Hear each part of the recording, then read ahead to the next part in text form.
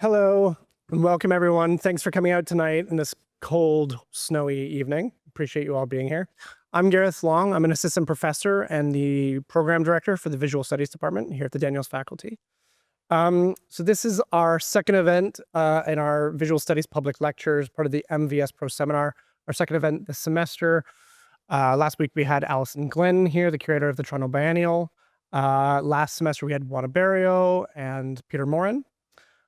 Just for some context, so the annual Master of Visual Studies Proseminar offers graduate students in curatorial studies and studio art the opportunity to connect and exchange with field-leading international and local artists, curators, writers, theorists, and other scholarly practitioners and researchers. So this happens through studio visits, that Liam did some today, master classes, and workshops with our students alongside public evening lectures like this one. And our invited practitioners speak, their sort of interdisciplinary dialogue and prompt inquiry amongst our community. So the group of speakers this year was brought together to reflect the diverse practices and research interests of our graduate students, our undergraduate students, and our wider faculty's interests. Various guests will speak from their experiences and research in various subject areas. So all of these public lectures take place here in the main hall at the One Spadina building. Come to them. They're free. You don't have to register, but it's nice if you do. Future guests this semester will have Emil Zito Lema, Lucy Raven, Yuliet Kutta, and Alexander Singh. And before we start, I'd like to share a few thoughts on land and place. So these are concepts that have been at the forefront of my thinking in the past as I've worked with artists and students thinking critically and responsively about place. As someone who grew up here, moved away for a long spell and then returned, has taken on many new meanings and urgencies. So I'd like to think about what we mean with any form of acknowledgement. As Layli Long Soldier, an Oglala Lakota poet, writer, artist, and activist, has so importantly written in her poem titled 38, everything is in the language we use. So to acknowledge means to move towards, add knowledge.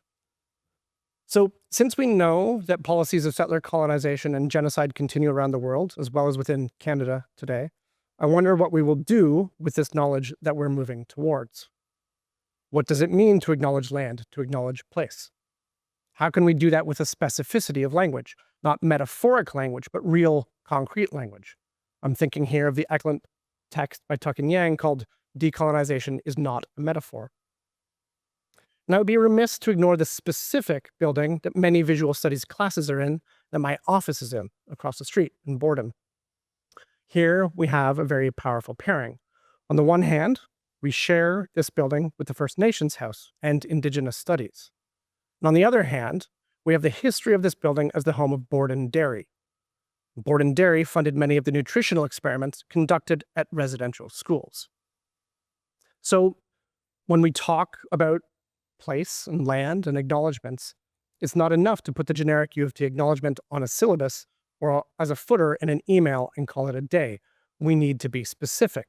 Everything is in the language we use. So, thank you for gathering here today on this land, which the University of Toronto operates. For thousands of years, it has been the traditional land of the Huron-Wendat, the Seneca, and the Mississaugas of the Credit. Today, this meeting place is still the home of many Indigenous peoples from across Turtle Island, and I am grateful to have the opportunity to work on this land with Indigenous community members. I also acknowledge that Toronto is covered under Treaty 13 and operates under the Dish with One Spoon Wampum Belt, a mutual agreement between the Haudenosaunee and Anishinaabe nations for sharing land and resources.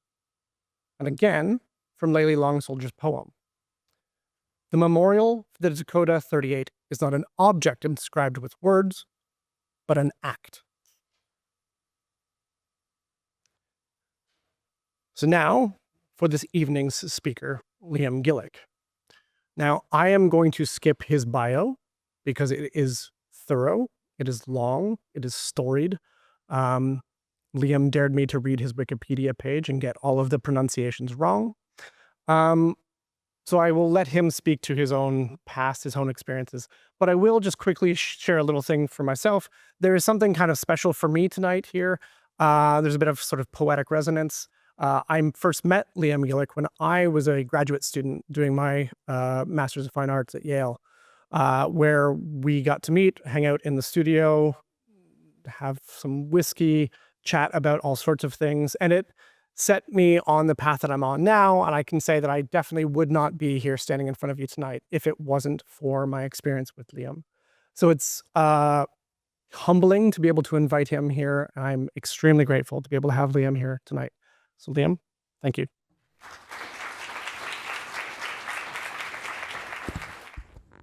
Thank you for coming.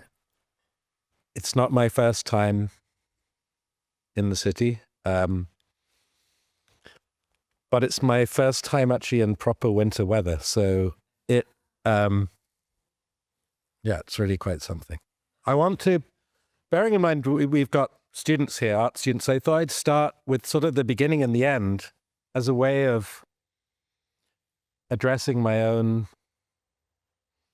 peculiar feelings about this odd activity of thinking about what art could be.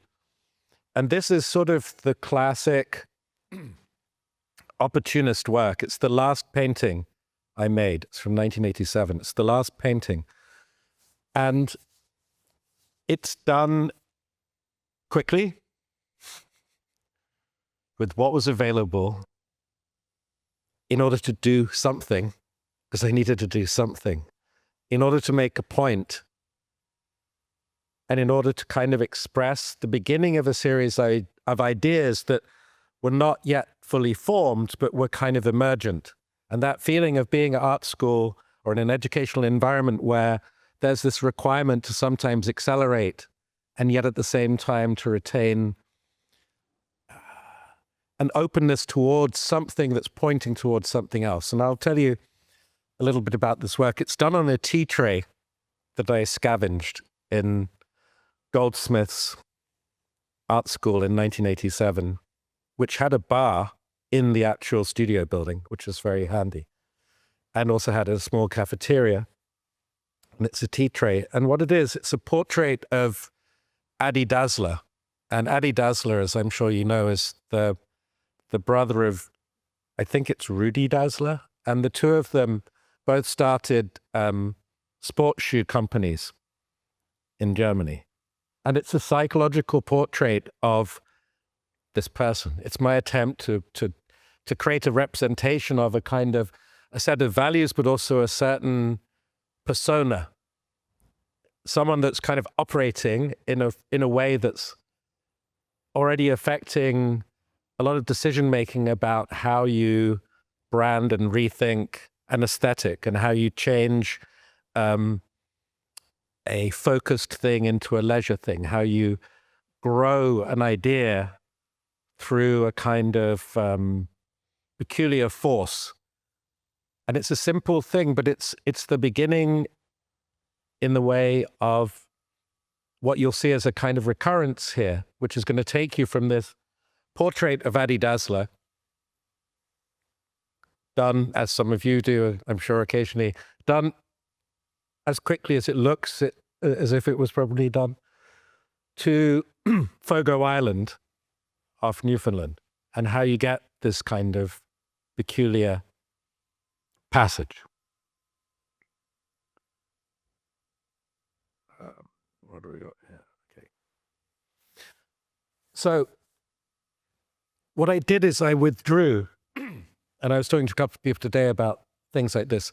I limited entering in. I wanted to enter into a kind of context, an art context. I think, and I still sort of believe it has potential as this critical framework for operating in a way of producing a sort of an active philosophy in progress, a sort of adjunct to many other things in the world that I believe still has potential, right? But not being a genius or a visionary, I was kind of stuck because I want to be in this peculiar framework, but have no completed vision. In fact, quite the opposite. From the beginning, I had the clear, at least clear revelation that to not have focus, or to maintain a kind of sense of constant becoming could be the thing. So this is important because it's the first exhibition in a natural gallery. Now, that's not supposed to be important. Galleries are bad, right? Like, who cares about galleries? It's just about money. It's just about exchange. But I was always determined that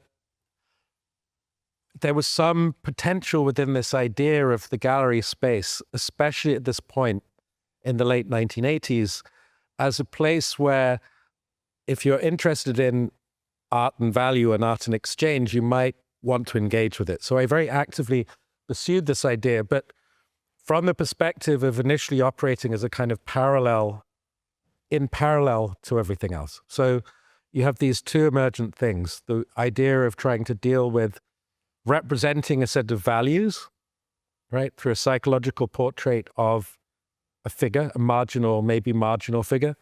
And secondly, this idea of trying to create a kind of parallel framework. So the idea being that the artist functions best in parallel to other things, quite close to other even professions. So in this case, what I was doing is early on, having no ideas and no vision, I decided to operate in parallel to architecture.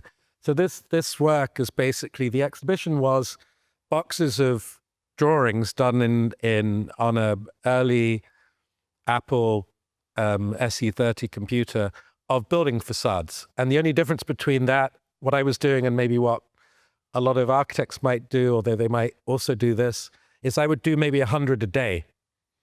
And what happened in the exhibition is you would pass around these drawings. They were printed on vellum, tracing paper, and they were also then boxed up. So the actual exhibition was just display of boxes and people passing around potential buildings, things that could be. And the difference here was about intensity, number, and also the fact that I'm deliberately operating quite close to something else. So this structural kind of engagement seemed to be the most sort of, it seemed to offer the biggest possibility to kind of stay in this point of becoming, of this reaching towards something without ever consolidating, staying in this kind of slightly fugitive state. And another way, I continue to try and enact this through commercial environments, right? So weirdly enough, this is an art fair in Ghent in 1993, at the point when people still believed an art fair could potentially be something that is not quite the same as anything else. It's another kind of form of, a zone of kind of exchange that's a little less clear than a gallery and a little less fixed than a museum, but it's still acknowledging that there is some form of economic potential. So what I did here is I created a table at which I was writing a novel, right? And at the same time as doing that, I have under the table and on the table work by and information about all the other artists from the gallery, but also other people I'm working with around the time.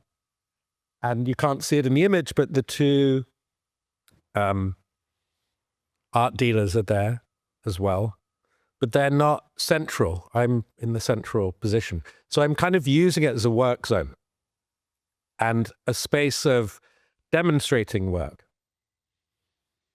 And this is the third kind of component, which is this exposure of or acknowledgement of the process of work itself, which becomes an increasing interest of mine.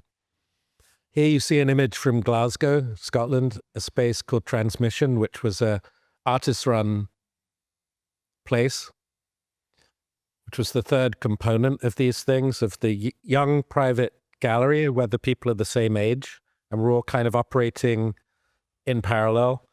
The weird alternative art fair, which somewhat still exists, but not quite in the same way. And thirdly, the artist-run space, again, all run by a similar generation. There's not much age difference here. And here you see those first two books, Erasmus is Late and Ibuka, and they're presented in a situation, a setting, like a mise en scène, where I can try and look for the characters in the book, which isn't to mean I'm looking for people to play the role of the characters in the book. What I'm looking for is to set up a zone of discussion amongst my own peers, my own colleagues, friends, kind of potential curators, people who are kind of thinking through in this gray area that it's not clear what they're doing, and using the book and the setting, which has got simple board on the floor, halogen work lamps, cameras, and lots of discussion and reading quotes and rethinking and reworking. And this gives you this other kind of component, which is the sort of the idea of activating the exhibition as a space of generative possibility, where the point through all this kind of delay, parallelism, psychological portraiture, takeovers of things like art fairs, you get to the point where you can say, well, the idea is to use the place. What I will be doing is using the place in order to generate work, right? Like that's what I will be doing. That is what the nature of the exhibition will be. But it was only through doing these parallel things, thinking about how to represent that which is elusive in a, we could say, maturing neoliberal complexity, that you could get to this point of proposing that an artist using a space as a site of production in itself, without it being a studio, a production of ideas, could be possible. I've got YouTube on here, by the way. I can see it.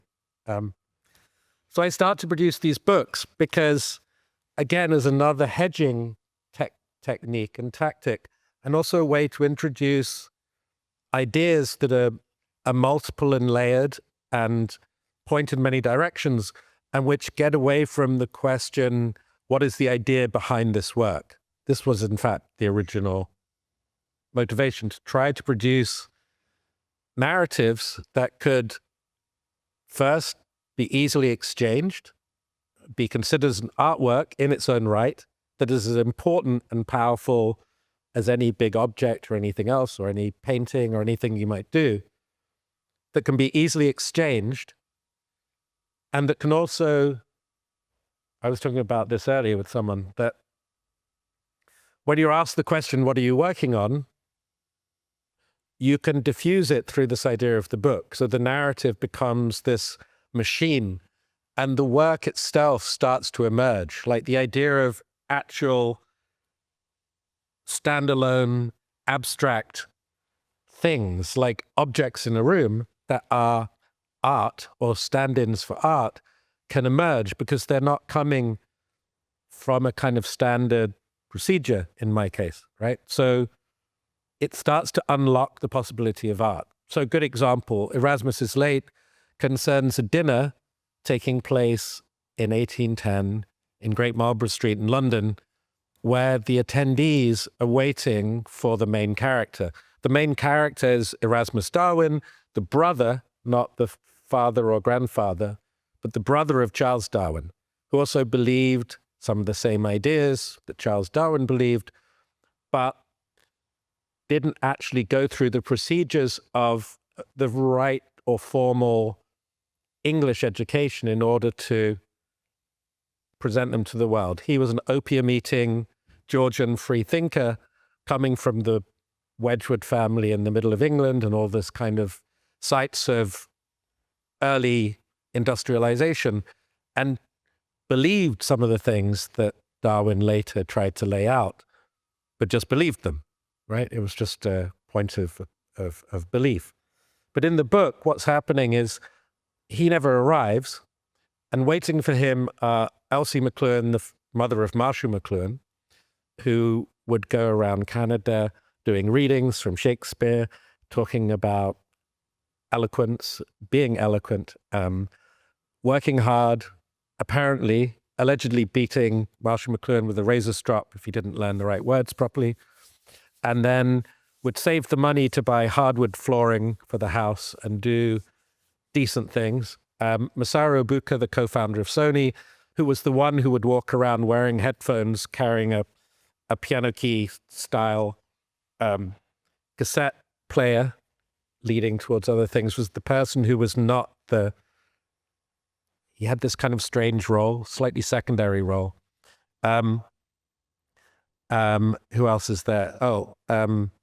There's also one of the key people is Robert McNamara, who I'll come to shortly, who was Secretary of Defense under Kennedy and very important in the Vietnam War. And the idea is a very crucial figure for me because he was brought in from the Ford Motor Company to become Secretary of Defense, to bring corporate efficiency to war. Following that book, I wrote another one called Big Conference Center, which this time turns more towards ideology. And it concerns a group of people who are encountering a big conference center, which for me was the ultimate sort of 90s building, within which there's been a kind of crisis. Everyone has kind of somehow conspired to leave a large void in this building through a confluence of peculiar sort of self-destructive acts, because it's the only way they can produce a true site of discourse or a place of potential is to leave an error, like a massive error in the building that's overlooked. And of course, to some extent, it was dealing with the aesthetics of the time, which will become more apparent.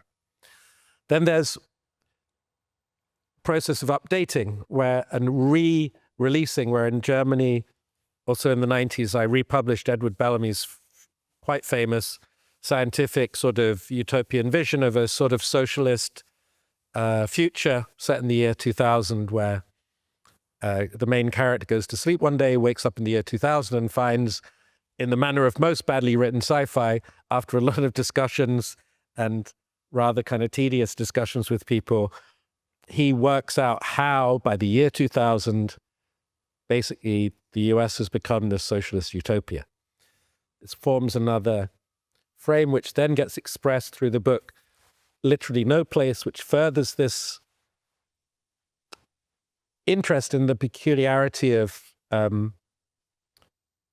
US history in relation to communes, communalism, eccentricity, isolated communities, fantasies about utopia.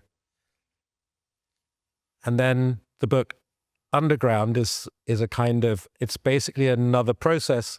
It's an updating, where I took the 19th century text, which is another visionary text of a future vision where the planet has global heating crisis, which goes through various stages of crisis, including, much to the amusement of the 19th century author Gabriel Tarde, a kind of advanced democratic socialism, which for him is the ultimate kind of failure.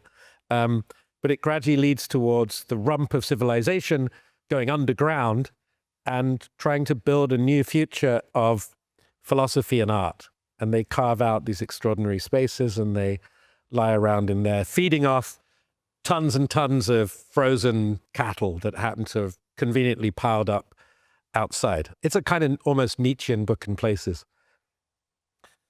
And then the most recent one, the continuation of this process, is a book that came out a couple of years ago called Max de Vos, where I turn more to the role of the artist within this. The book concerns an artist who's on trial at the Palais de Beaux-Arts in Brussels, is on trial for unstated sort of intellectual crimes that's actually retold through the use of various moral tales that come from folkloric stories from Belgium and so on. So what's happening with all these? I just ran through them because it makes sense to sort of start to see them as a body, is they start to be generative of the possibility of making work. Started with this position of trying to delay and forestall the question of like, what do you do? Like, what is this work you do, right? You're trying to put it off I'm sure lots of people here who are students are told the same thing, probably. Like, don't fix on a style, try and keep moving, try and keep fluid, or don't be frightened of pinning on to something. What I was wanting to do was, to do that, I felt you have to do it then also structurally. You can't just do it by being evasive in itself. You've got to create the conditions under which it might be possible to work in that way. You've got to somewhat control the context. You've got to start to address the exhibition as a thing in itself, as an artwork in its own right. So here we've got a little pile of glitter on a carpet in a flat, an apartment in Manchester, in England. I like glitter. I also like grey carpet. I quite like kind of rundown apartments in Manchester in England. But the thing is, what the books start to do, they start to create these, they always have something lacking. They have a deliberate lack in them, which is kind of conscious. It's like with music. It's like something where I'm deliberately leaving out something in order that I will be able to find it at some point, right? So if you think about the logic system behind a lot of art production, you have a set of ideas, or you have a thought, or you have a particular material fascination, and you go from, you try and find things that sometimes they sort of balance, maybe at some point. I always tell the story about how generally the teaching method at Goldsmiths was like based on discussion. So you'd have a few people in a room and you'd bring something. I still find this fascinating and sort of wonderful. It's so weird. And you say, so you bring a donkey, some cocaine, and a piece of extraordinary, beautiful piece of ceramic ware from the Netherlands. And you say it's about, the work's actually about the idea of the death of the author or something. And the discussion goes around whether or not actually the donkey and the cocaine and the piece of ceramic actually are the best ways to express that. I wanted to get out of this sort of therapeutic, wonderful therapeutic potential of art to be a question of how you can balance your own peculiar feelings and thoughts and desires with and express them through objects and images, which seems a bit odd because that is actually what art's good for. My way of doing that would be like this. So there's this possibility to do something in this apartment. What is missing in this book, Discussion Island Big Conference Center, is anything really that it describes briefly some, as if you're half awake and half asleep, which is a constant recurrence in the work generally. This kind of flipping between two zones of consciousness. It kind of alludes to these kind of things, like maybe a glitter factory, or this sense of there being these particles or strange materials or being discovered. So the exhibition itself allows one to maybe enact it, right? And it's from a period where, when I was traveling a lot and people would say, it's great, welcome to Toronto, you got to go and see some stuff, right? What are you interested in? I would always say, where is the local glitter factory, right? Because I could never work out if glitter's a byproduct, if glitter's made in factories in Shenzhen province by children or by people it's a naturally occurring substance that you mine in like Queensland or something. I have no idea. It does turn out to have been sort of really refined on a farm in New Jersey in the 1940s with someone trying to work out how to get liquid aluminum to stick to mylar for some reason, and then realizing it was better if you just kind of shredded it and had a party, things like that. But my point being is all matches what I'm talking about. Glitter starts to become this perfect stand-in for a materiality that's evasive within the text. But it also has a political potential because it describes this extra commodity that is not viewed as serious enough to be taken seriously by, at a certain point in my life, by a certain kind of orthodoxy of aesthetics and art. But as we move into the neoliberal postmodern, globalized situation, glitter to me seems to be more profound than molten lead, right? It's a different profundity. I'm looking, you can see what's happening here. I'm looking for a way to make an abstract art because I believe in the potential of abstract art, but under the conditions within which I find myself. So one of the things I start to do within this, I would need to enact it. So whenever I'm often in exhibitions, I would work with the cleaners, the people, the people who look after the building, right?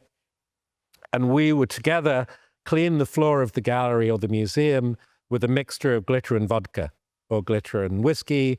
And it would involve like opening the vodka, of course.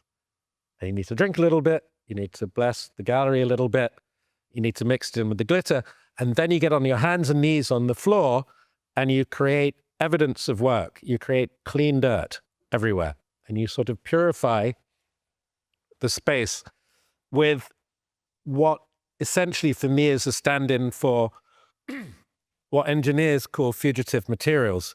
And fugitive materials are all the things that escape from a production line. They're the things, they're not wanted. Like when you're producing chips, when you're producing tires, when you're producing water bottles, plastic bottles, fugitive materials escape and they have to be accounted for and they have to be thought about. So I'm trying to operate then at this point as an artist who is dealing with these things which are the true materials of this peculiar displaced work system within which we find ourselves. Here you see Bard College. We've got some nice gold glitter and lots of whiskey. And we spent hours cleaning the floor.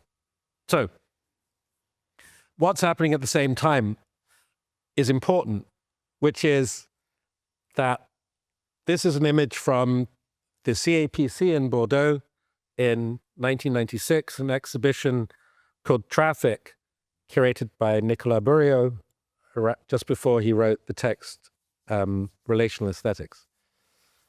And what you see in these images, apart from the fact that they are, there's a lot of smoking going on, but here you see in the image Carstenholler talking to Nicolas, and behind Nicolas, who's the guy in the gray sweater, is Philippe Perreno. Behind him is Wolfgang Tillmans, Lothar Hempel, and then as you go over to the left in the white, Dominique Gonzalez Foerster, and in the red, Angela Bullock, the most famous conceptual artist from Fort Frances, Ontario. And maybe not. Maybe there's a more famous one. So what's the point? Well, this exhibition's written generally about the idea of the relationship between the artists and the public or the people or the visitors.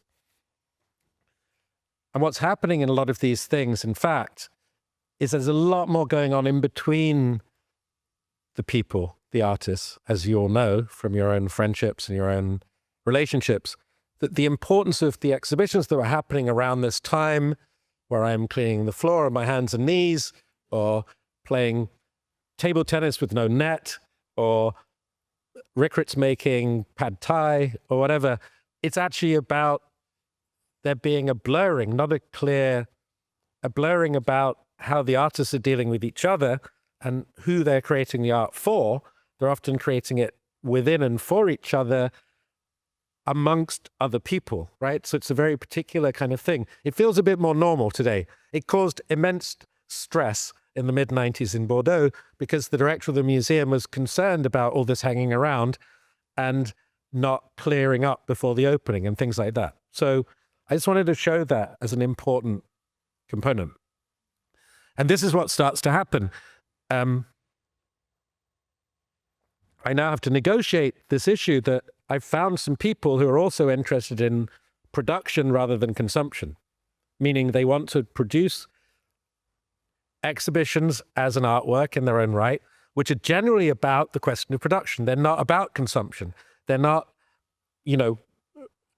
so much and it's often extremely good. A lot of the great art of the 80s, for example, does deal with the question of consumption and value, right? And high and low culture, Richard Prince, Jeff Koons, and whatnot. What happens here is you get blurring, you get a loss of authorship, you get weakness in a great degree. There's nothing that says weakness like being on your hands and knees with a big vodka-y bucket of glitter smearing it all over the floor. And this is an exhibition in Vienna in 1994. And you can see a sort of tea room by Rickert in the foreground, but it's sitting on this green panel, which is actually made by Jorge Pardo. And you can see various other things going on that are unclear. And then you see this orange circle. So on the orange circle is an example of this flipping I have to do, this constant flipping between creating a context, making work, writing a text, reviewing, revising, repositioning, and changing, like, who am I standing next to? Am I standing next to the viewer, side by side, looking at the work? Am I presenting to someone? It's like different forms of address become very important. And what I decided to do is, in this exhibition, I created about 25 alternative titles for the exhibition, because I wasn't sure about the title, Lost Paradise. And I also put a fax number and a phone number on these little posters. And I stuck with the same list of artists, but just totally different titles. And I stuck them all over Vienna. And the first person to call me, I offered to tell them everything I knew. Everything about the place, about the curators, about the artists, about their private life, about their relationships, about myself. And I ended up with a Greek backpacker for like 4 days of endless, like, telling, right? Endless narrating. So around that time, this is also, this would be like 96. It's not, sounds slow, right? We'll never get to 2006. It's going to accelerate. But this is important because it's foundational to everything. 1996, a place called the Magasin, and a perfect Jacques Lang, new French Ministry of Culture place, a former factory that becomes an art center, right? So Magasin meaning workshop in French. And this is a project I did. It's a warning to everyone. This is sort of what happened with Gareth, actually. I went to do a tour. I went to do a visit at Goldsmiths in 96, and I met a young student called Gabriel Curie. And I thought, you know what? You need a project. You don't need anything from me. You need something to do. The only thing you're missing in life is a problem, right? Like, because the work's great or whatever it is, you seem great. So let's just go and do a proper thing. And that will create the frame that finishes the problem. So we came up with this idea to do a project called La Fête au Quotidien, or Everyday Holiday in English, where we would announce various holidays. This has now become totally normal. Like, today is probably, I don't know, flavored yogurt day, or like be nice to your friends day or something. But there was a time when there were only like saints days and other things, especially in France. So this was like, some of them were very benign, like very friendly, cyclists and users of bikes day and skateboarders day. But they both caused some anxiety in spaces that were set up by people influenced by 68, who believed you could do anything and art could be and should be revolutionary, apart from ride a bicycle in the museum, maybe.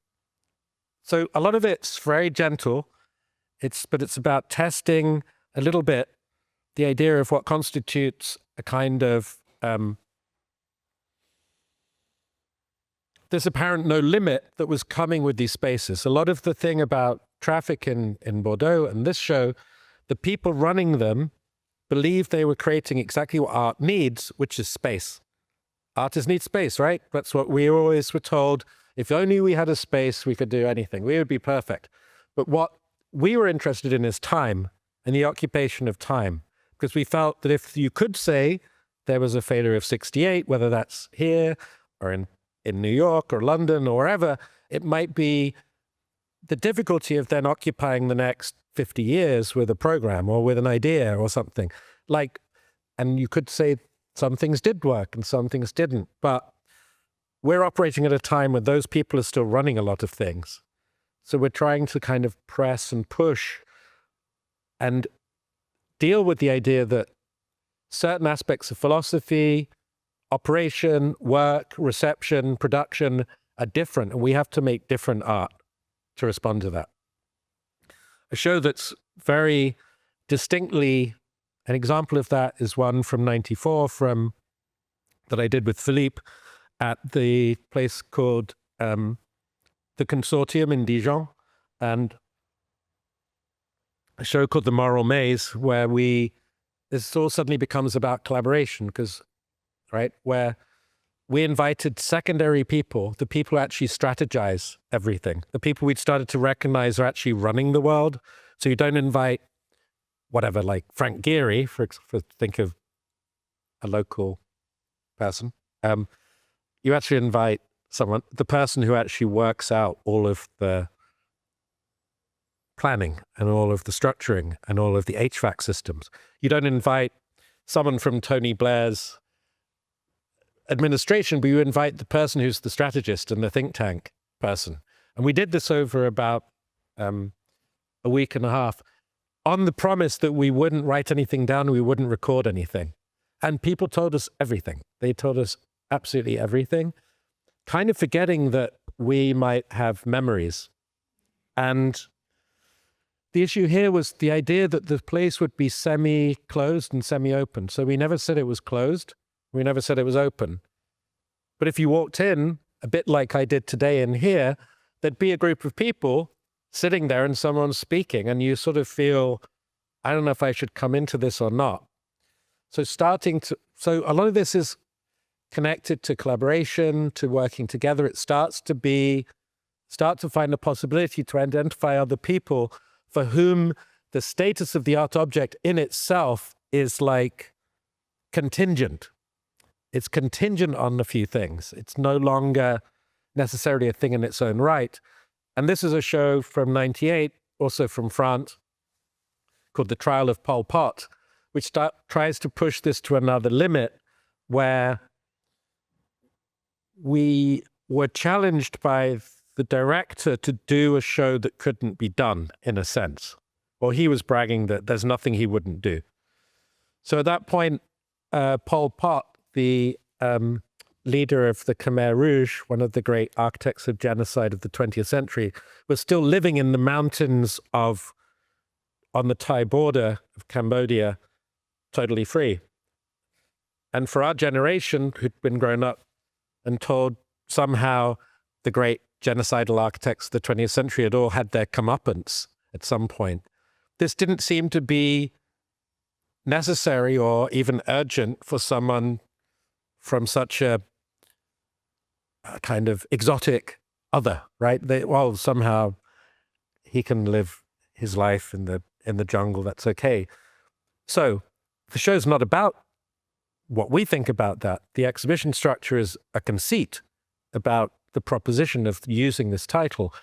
And what the exhibition content is us using advisors, right? So operating as proxies, using advisors, other artists, older artists, contemporaries, curators, to guide us through this impossibility.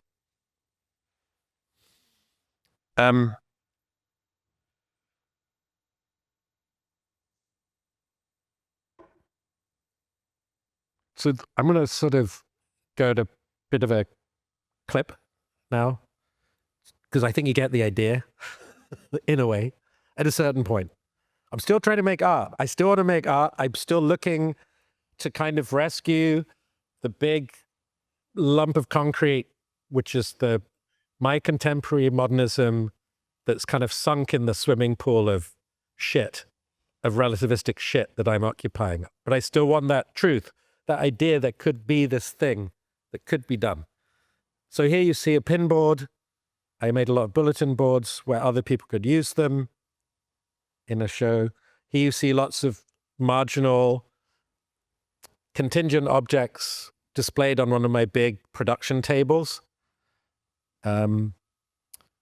Prototype manuscripts for books. Tupperware, do they call them Tupperware? Like those boxes. What are they called? Plastic boxes, Tupperware. Since I moved to North America a long time ago, I start to doubt a lot of words that are actually common to all of us. Like I remember going to Prince Lumber once and I wanted to buy a bag of gravel, right? Maybe you don't call it gravel. I call it gravel. So I went in there and I said, I thought this can't possibly be a US type word. Gravel is too old fashioned. So I was like, I was saying to the guy, I want to buy like a bag of small stones, like tiny rocks of various sizes in a sack. And they're like, I don't know what you mean, buddy. Like, what are you talking about? I'm like, like tiny rocks. And the guy actually shouted to the back, have we got any sacks of tiny rocks? And the guy went, no, but we got gravel. So, why am I telling you that? Well, oh yeah, the Tupperware box containing devices, like little devices, like things that are not complete. Like in that case, you can't really see it, but next to the yellow manuscript is a Tupperware box holding a copy of Tubular Bells by Mike Oldfield and a fuzz box, right, for a guitarist. The idea being that you turn the fuzz box up to maximum, play Tubular Bells through it, and it becomes this kind of soundtrack, endless soundtrack for a potential place, right? So there's this displacement of time and clarity and projection. There are further collaborations later on that I've continued that have become more orthodox. And you could actually, younger people in this room could view this entire talk as a kind of descent from fluid and productive art practice to a kind of rather its opposite. But of course, the conditions have also changed. This is a show I did with Adam Pendleton a few years ago in New York, where it confronts graphic works, fragments of mine with his more robust and maybe more urgent abstraction. A show with Lawrence Weiner in 2011. Again, it's about finding accommodation and not being complete.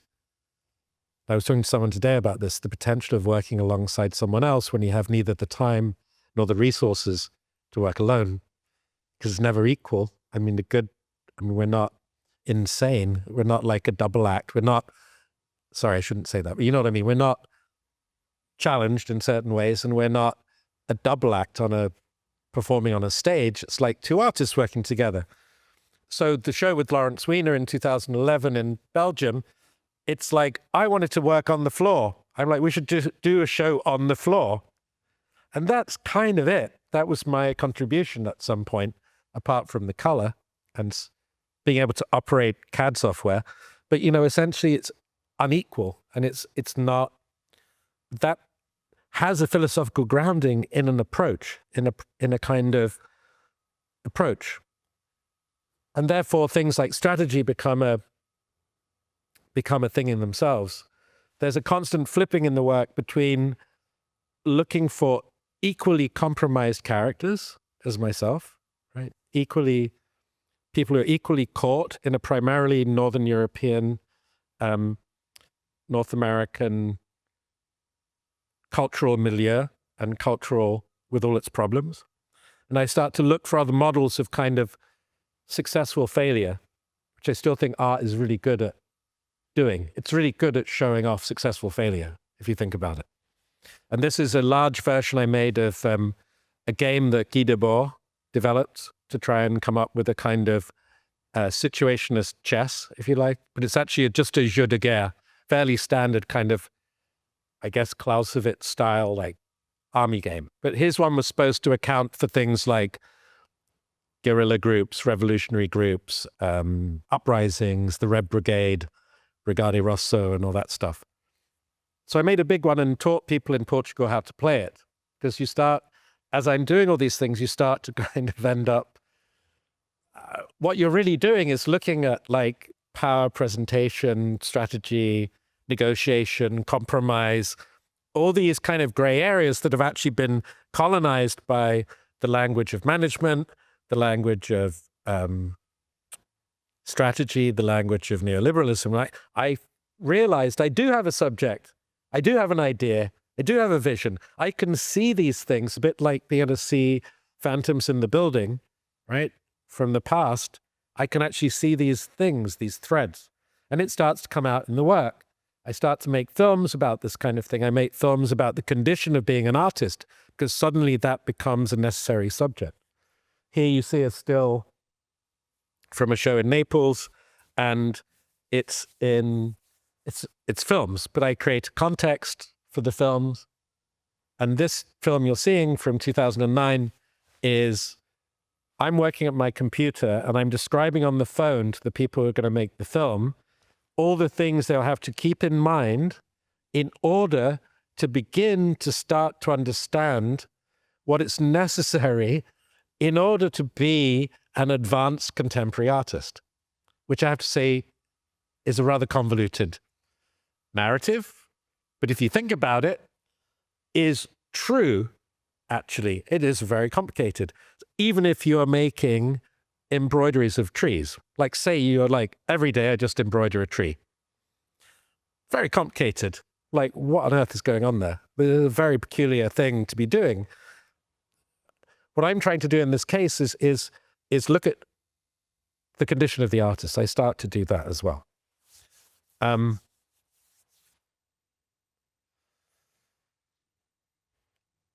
So you end up at this kind of abstraction. You end up, well, it's not the end of the talk yet, unfortunately for you, but you end up with, I do sort of find a kind of abstraction, but it's kind of, it has this incompletion that I was always looking for. This is in Korea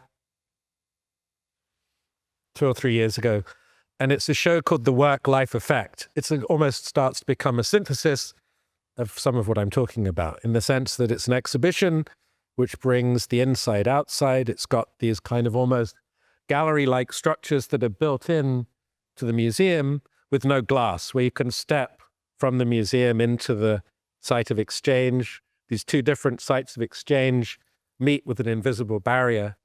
They have many of these abstract artworks that I've been doing that were generated by writing those books that are in fact the backdrop to activity that cannot be described.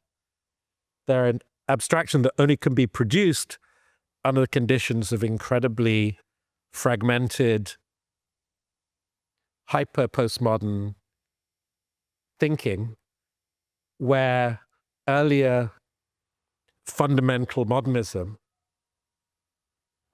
tend to be rooted in mathematics of a rather pure type, right? Like maybe some kind of Euclidean geometry or something.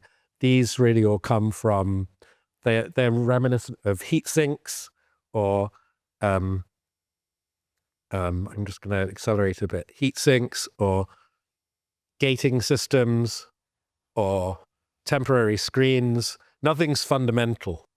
Everything is always secondary. There's no truth. What I start to do is have a big shift at a certain point. Because remember, the intention is to make art, right? That's my intention. That's what I want to do. I'm like a lot of people here probably. I'm going to this stupid art school and I want to make art too. I want to be in this weird world and make these just out of reach objects that can be this thing. But I need to do it in a true way. So what is a true way to do it? Well, you just heard it. There's a lot of fucking about and getting on night trains to Austria and writing books and bicycling through galleries and cleaning the floor with vodka and stuff. And you kind of end up, you sort of develop an aesthetic. You develop this thing, a materiality, and you do it. It happens through the use of a vocabulary. I find I do have forms. The form of the bin, this is from like 12 years ago.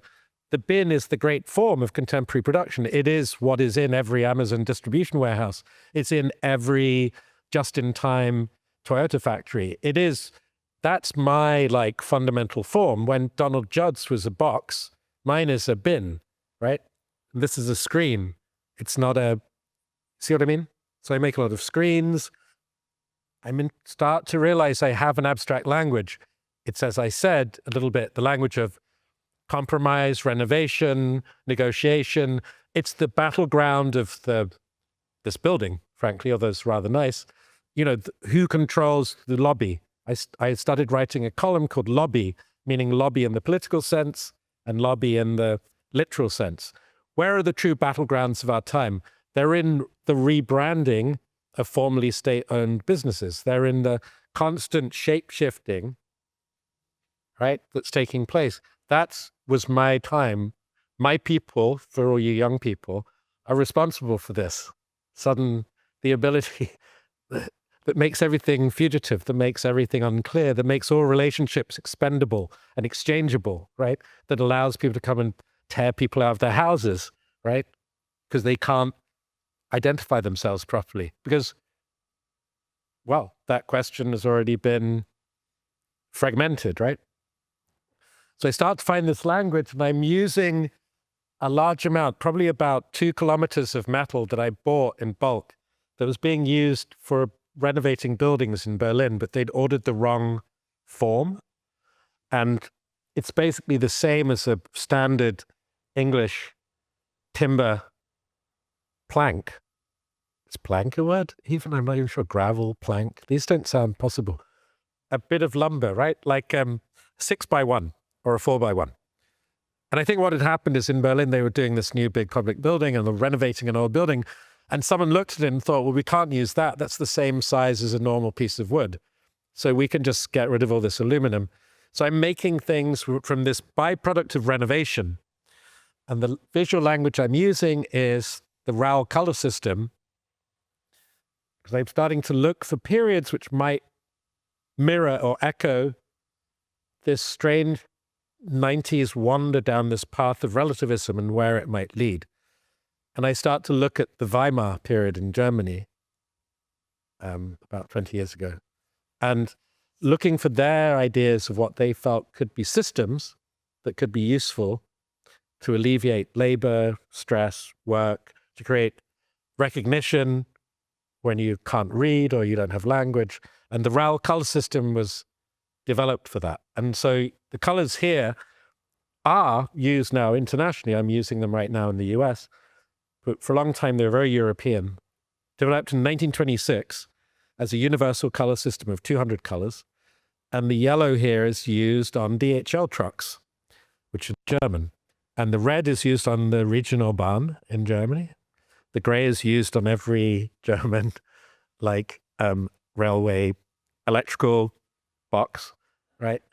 So I'm playing with everything you see suddenly has a reason. Maybe this is revenge on my teachers, because when I couldn't give them an answer, now I can give them an answer. Well, why did you do this? And then I've kind of continued these collaborations a bit. You end up here with one of the most recent shows, which is not a collaboration. It's me alongside another artist from Britain who's around 80, called Alan Charlton. And I start to recognize that while I always would have thought this man who's devoted his whole life to making gray paintings since 1968 is kind of a dying breed. And I've started to recognize that the commitment, this used to happen. You'd be at art school, he was at somewhere, I don't know where he went, I can't remember, Royal College of Art or something.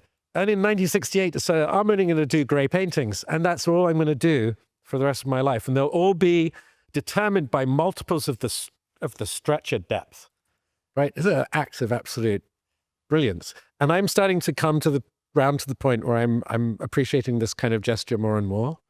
And I think this form of resistance in art has, and I know a lot of you do it already in your own work and the way you play, but it's somehow exciting and interesting to me. And this exhibition, in a way, is a mixture of compromise. It's like two forms of excessive ridiculousness meeting, like a kind of 1990s tentative, speculative, renovated aesthetics mixing with this like end of art.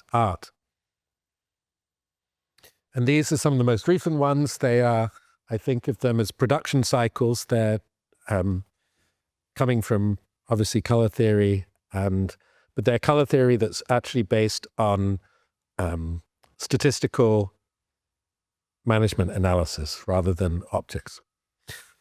So, a few more minutes. How are you feeling? Yeah. You see, the whole point of this lecture is that it all seems all right in a way, right? It seems okay. You get to this point and then it seems a smooth thing. It's going to be easy. Everyone here is going to be fine. Everyone who's a student, it's going to be really great. You just have to fuck about a bit. You have to find some friends. You have to find a context. You have to sort of believe in yourself to some extent. And then at some point you will find a form. Or the other way around. You'll start with a form and then you can slowly kind of deconstruct it.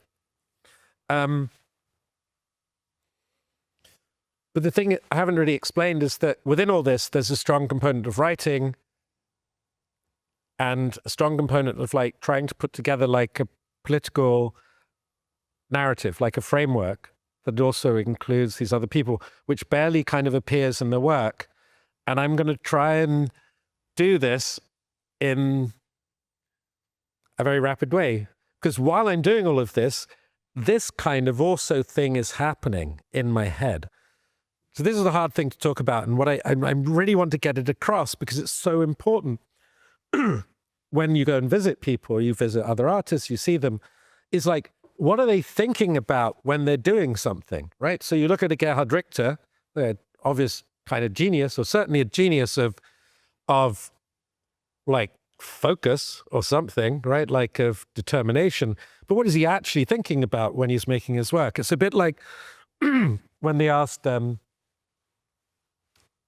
think they asked Derrida what it was he really wanted to know of the great philosophers of history, Kant, Hegel, Aristotle. And he said, I want to know about their sex life. I know nothing about their sex life. I want to know much more about their personal life. So this is the point of this bit, which will gradually and very quickly, hopefully bring us to Fogo Island. It's like, this is kind of what I was thinking about all the time. Okay, so I'm Robert McNamara. That's not Robert McNamara, that's Herman Kahn. So I'm thinking about him. He's one of the great architects of mutually assured destruction, the head or main figure of the RAND Corporation, who tried to think the unthinkable. Could you win a nuclear war? Could you do this kind of thing? Here's his great book on thermonuclear war. I'm thinking about that. I'm thinking about abstraction, but I'm thinking about that at the same time. I'm thinking about Herman Kahn and the way he would sort of stand around thinking and being brilliant, being the ultimate and the first maybe true think tank person, right? The rise of the corporate think tank. The beginning of strategy is the most important thing. The advisor being more central than the politician. I'm thinking about that. I'm thinking about what's in that room. What's that color? This is Robert McNamara, former head of Ford Motor Company, Secretary of Defense during the Vietnam War, and then head of the World Bank. That's a pretty hardcore trio of post-war power, right? And here you see what happens when you put a politician, Lyndon Johnson and McNamara. You have this very peculiar tension. And here we have Robert McNamara explaining the lie of the sinking of the boat that brought America into the US into the war. And here you see what I'm doing along with doing all this other work. I'm writing. So I decided to write a film about him because you can't make art all the time. As Doug Hubler explained to his students at Cal Arts, it doesn't lend itself to being made all the time. It's going to destroy you because it just can't do it. So you've got to do these other things. So I write, and then I start doing them and presenting them. And there's always this idea of trailering and bringing something in that is potential, coming soon, like it will be, right? And leaving traces around of this thing.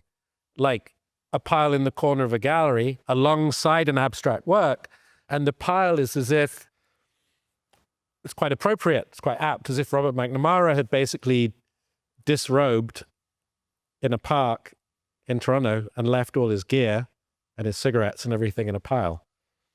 You get the same thing with production, right? So I did a lot of thinking around Volvo and the way they worked together. That becomes also this kind of motivation. I'm not thinking about how an artist works. I'm thinking, how did they produce cars at Kalmar Volvo factory, where they're the first people to break, some of the first, to break the production line and work together in teams to produce things like the wonderful Volvo 240, which we all love, I'm sure. And here you see people working on these floating zones of production that they could then work in teams to think about how to make better cars and better pants and trousers and whatnot. And they have devices, they have consoles, they have all these things. This is sort of what's driving into it and turns into, again, a secondary work, a kind of conceit, a structure, a mise en scène, in this case, a play, which talks about an inversion. It talks about the idea, because I suddenly have, I'm getting visions at this point, right? Because my vision at this point is the idea that all these people like us stuck in these old former factories and old former like industrial sites being told we're free, right? We're now completely free. We can do what we want. Knock yourself out. Here's a great big power station. Make some art. Actually, the story, the director of the space is trapped, and we don't know why, and the workers from the car factory have to go and try and rescue the art people from the museum. It's a pretty boring thing. So, to wind it up, Fogo Island. So, why would I, just to be clear, the image on the poster, right, is a weather station I built on Fogo, which for you people who don't know, is at the northern end of Newfoundland. And it's pretty isolated, but it's also a real place, a real community. Like a lot of other ones in Canada, there was an attempt to like clear it out as fishing died off. Although it wasn't, I'm not sure that was happening entirely under the Canadian government. I think it might have still been British at that point. Anyway, the usual stuff. But people stayed and tried to make a thing of it. There are great films. I'm just saying this in case people don't know. There are great films that can be found on the Film Board of Canada, whatever, website of Fogo Island, of kids and everything. But my interest really comes from something else. It's not the exoticism of the isolated community. It seems completely out of place for such an urbane, sophisticated postmodern person like myself to be hanging around in Fogo Island. What would I be doing there? Well, the thing is, it comes actually from also this other trajectory that's in the work that you've already seen with Khan and McNamara and whatnot. And that's Suki Manabe, who's still alive and is a climatologist. And during the Second World War, grows up in Japan. And after the Second World War, decides to become a climatologist, because what is it about nuclear war that you need to understand better? What does it make you think about? The whole planet and weather systems and everything. So I'd become quietly guided, which has calmed my soul a lot, by the wisdom and brilliance of Suki Manabe, who is a phenomenal mathematician who finally won a Nobel Prize 10 years after I started working on it. Has nothing to do with me. He's the one who modeled global climate, where you can take any point on the surface of the Earth up to the stratosphere and plug in various conditions and make a perfect model. And he did that in this paper in 1966 in response to the idea of the first realization that the climate could spin out of control, that global heating emergency could literally 1%, 1 degree could just go crazy. So he knew you need better measuring tools, better modeling. And here he is receiving his Nobel Prize So I started making tributes to Suki Manabe here in Paris, explaining what he had done, to announce it to the world, also linking it to the COP21, but basically presenting abstraction, which is sort of what I end up with, which is maths, but algorithmic and equations rather than as the primary driver. Here we see this is Gare du Nord station where they replace permanently all the ads with that. It's now filthy, appropriately, from all the dust. And then I built a house as a tribute to Suki Manabe in Japan. And here is what should be done for every house building, which is a blessing of the land, which is fun. I can't tell you exactly what's happening, but it's beautiful. And we built it out of using these specific, don't completely understand them, laminate systems, probably similar to what the advanced work going on here. And again, more equations. And the house is very simple and rough on the outside and very complex and difficult on the inside. So if I've got like the message of hope for anyone here who also thinks at many points they have no ideas and no vision, that there is a way to be led to a kind of beautiful vernacular truth through some of this stuff. Because invite to be part of this world weather network, which is trying to introduce art and so on to the question of climate crisis, it is very difficult for me. This is really hard. Like, there's nothing worse than bad art about ecology. It's like just the worst. Which is terrible, which is a shame. And I'm sure people could explain why that is, but it's just one of those things. So I have this problem that I want to do something, but I've got to withdraw a little bit. So as the idea developed, I realized that you already have this emblematic version of what I've already been looking for in a lot of my work, which is this communal version of production where the site of production is also the site of consumption, where there's the building of a factory using vernacular skills and using common knowledge for good ends rather than crazed right-wing ends. Real common knowledge, right? The commons. And so I got interested in the form of the fishing stage, and I decided to build a 3/4 scale framing of a fishing stage using the RAL color I use always, working with the local makers and woodworkers, delivering it to a head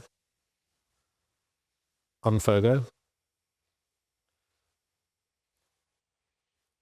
and basically establishing a weather station for the community that also feeds in to the global network of information and data that is used by the scientists all around the world, having come to the realization that there aren't enough weather stations, right? I'm talking to all these people who are involved in all this. They're like, yeah, we need more weather stations. I thought, considering the conditions we're in, there'd be weather stations everywhere, but apparently they're not.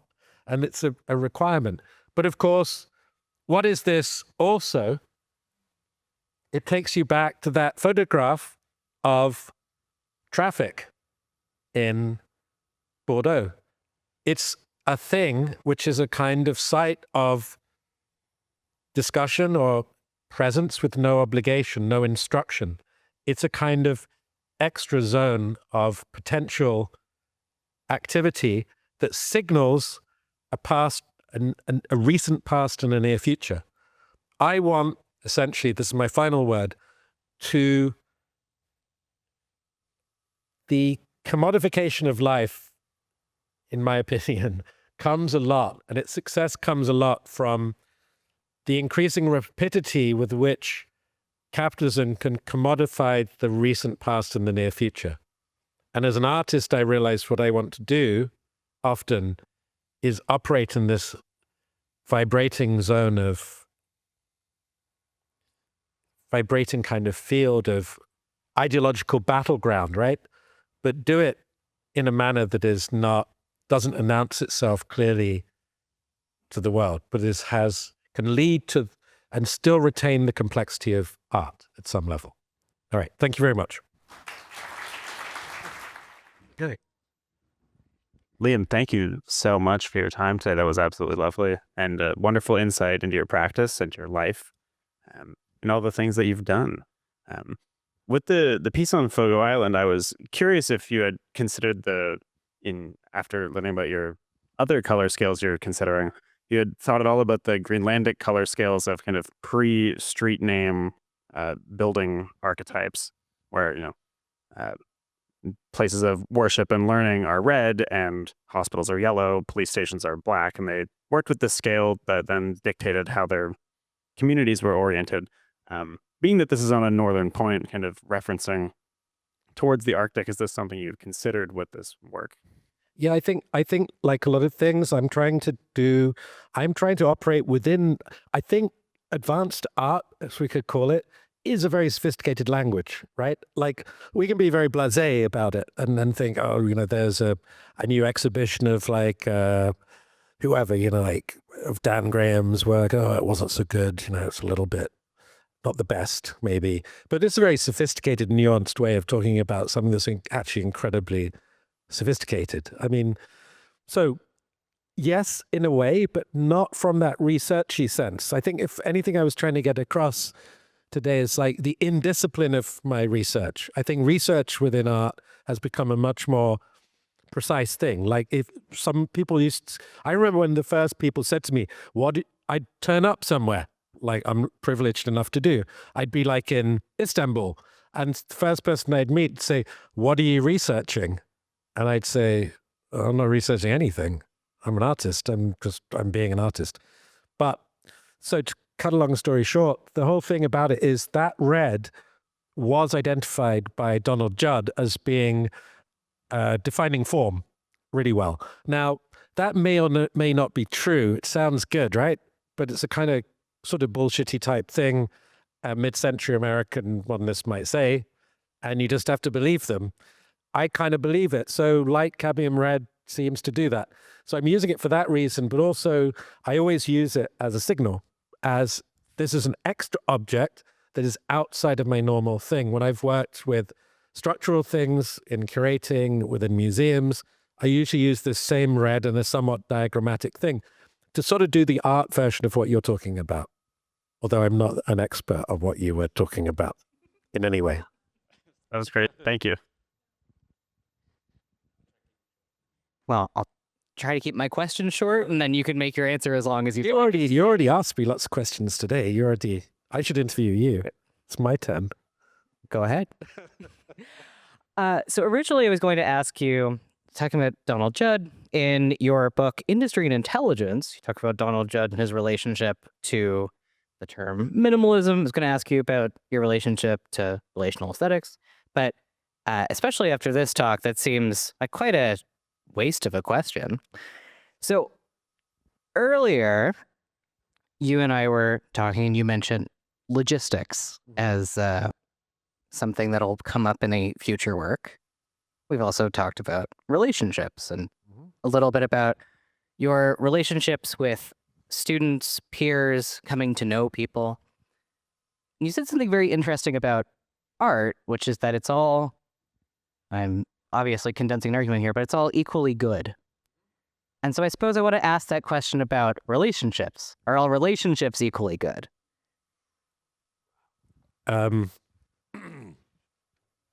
Well, I mean, technically, yes, because they're just a state of relationship, right? So they don't have a moral or a value judgment within them. They are just, I mean, the fact that my sister and my mother tried to destroy each other as human beings, psychologically doesn't mean they didn't have a real relationship. They did, and that's real. And whether it's good or bad is another thing. I think the qualities are different. I think the idea of art all becoming equally good is actually a Lawrence Weiner thing, who I was lucky enough I sought him out and stalked him until he became my friend about 35 years ago. But, because we would argue about ideas. This was his problem. He said, the problem with people like me is you're basically a sociologist. He thought what had happened after the great moments of art, for people who are not familiar with his work, it is some of the best, most reductive kind of form of conceptual art, stating merely material relationships between people and people and people and objects, and that's it, right? It's brilliant and rather beautiful. But, you know, he said the problem with art is it's all become equally good, and most good artists are also become somewhere between a sociologist and an anthropologist. But for him, that was a problem, right? So I don't find that a problem. So we would argue, and I would try and argue my position, my attempt to kind of keep like a kind of postmodern position going, like spinning plates constantly and trying to deliver soup, you know, on a flat plate and things like that. Like, it's not possible, but what they did is what Lawrence did was very clever, and maybe you need to do this too. I mean, I'm not saying a version of this. He created an umbrella under which he could operate and create endless permutations of art infinitely, because that was the necessity of art, maybe at that point, in order to make a position in society to fight against certain conditions that were intolerable and to ally yourself with the resistance to those things. Maybe we're back in that situation again. I don't know. But yeah, I think the idea of all art being equally good, I think is quite a very intelligent thing for a person to say who could actually be much more grouchy and much more macho than that. And I think it was an interesting statement. He made a lot of interesting statements like that. Well, thank you so much. It's okay. Thank you. I think at this point we can open it up to some questions from the audience. I can come around with a microphone. There's another one that's roving as well.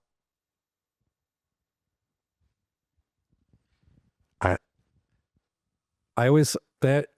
Can I tell a story? Seeing as, I mean, we can also just let everyone go in a second because it's cold and they want to go.